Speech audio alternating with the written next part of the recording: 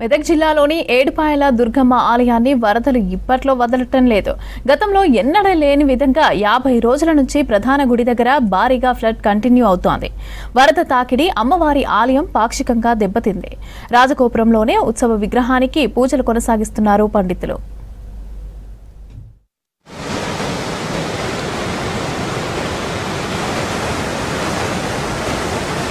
ఎగువన కురుస్తున్న భారీ వర్షాలతో సింగూర్ డ్యాం కు వరద పోటెత్తుతోంది. దిగువకు వాటర్ రిలీజ్ తో సుప్రసిద్ధ ఏడుపాయల వనదుర్గ ఆలయం దగ్గర వరద ప్రవాహం కొనసాగుతోంది. భారీ వరదతో ₹1 కోటి వరకు నష్టం జరిగినట్లు ఆలయ అధికారులు అంచనా వేశారు.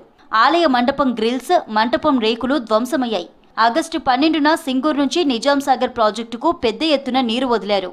ఎన్నడూ లేని విధంగా ప్రధాన ఆలయ పైకప్పు తాకుతూ వరద పారింది. వరద తాకిడికి లడ్డూ కౌంటర్ కొట్టుకుపోయింది.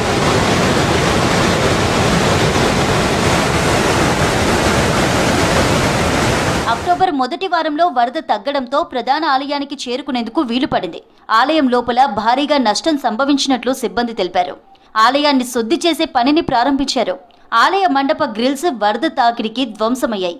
లక్షల రూపాయల నష్టం జరిగిందని అంచనా వేస్తున్నారు. భారీ ఫ్లడ్ ప్రవాహం టైంలో వారం పాటు కనీసం రాజగోపురం దగ్గరకు కూడా వెళ్లలేని పరిస్థితి నెలకొంది.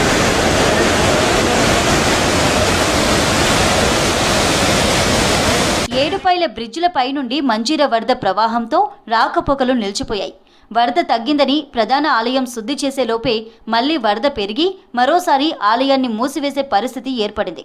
వానాకాలం సీజన్ మొత్తం అమ్మవారి ఆలయం దగ్గర వరద వదలలేదు.